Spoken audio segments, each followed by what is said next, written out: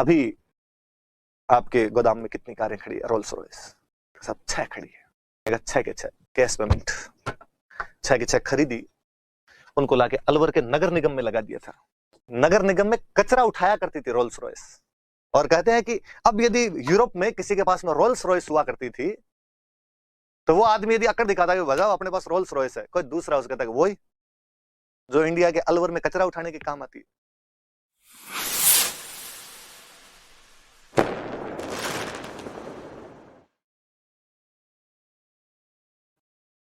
एक किस्सा, बड़ा जोरदार सा किस्सा है जो अक्सर अपने राजस्थान में चटखारे लेकर सुनाया जाता है कि जयसिंह एक बार लंदन गए हुए थे और सुबह सुबह मॉर्निंग वॉक के लिए निकले अपनी साधारण सी वेशभूषा में, जो मॉर्निंग वॉक की वेशभूषा होती है, टी शर्ट लोअर में, और एक कार की बहुत famous company Rolls Royce company है जो बहुत लिमिटेड कार्स बनाया करती थी, और जो रॉयल लोग हुआ करते थे उन्हीं को वो कार दिया करती थी। उस समय की बहुत महंगी कार आया करती थी।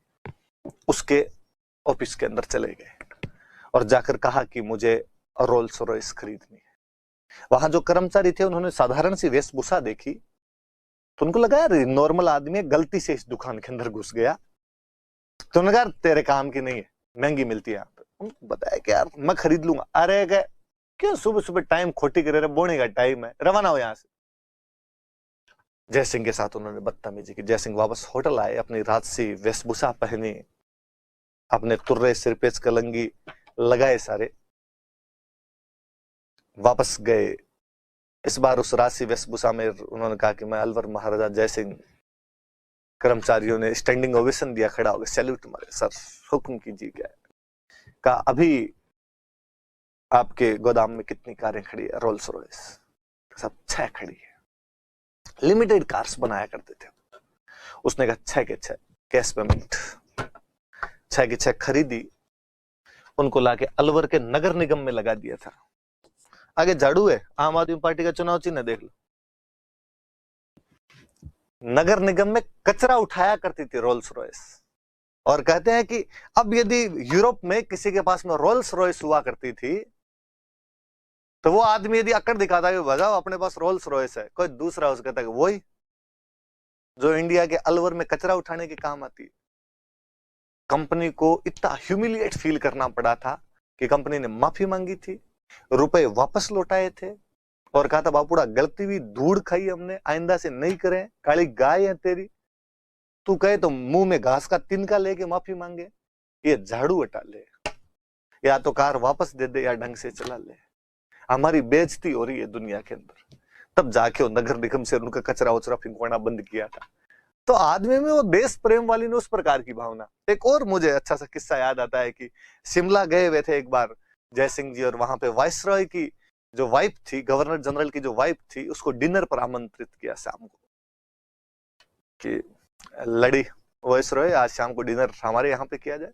अक्सर राजा महाराजा गवर्नर जनरल या अंग्रेज अफसरों के साथ में से भोज किया करते थे। लेडी वाइसरॉय जब आई तो अपने साथ अपना कुत्ता लेकर आई। अंग्रेजों को कल मैं बता रहा था, स्टीवन जैकब तो अपने राजस्थान में पहला व्यक्ति था जो घर के बाहर लगवाता है कुत्तों से सावधान। अपना कुत्ता साथ लेकर आए, और जयसिंह जी ने कहा कि भोज पे तुम्हें बुलाया, कुत्ते को नहीं। बाहर लेडी वाइसरॉय इस बात से बहुत नाराज हुई, उसने कहा कि नहीं, कुत्ता साथ आएगा, और तुम इसको कुत्ता कैसे कह सकते हो, इसमें टोम है।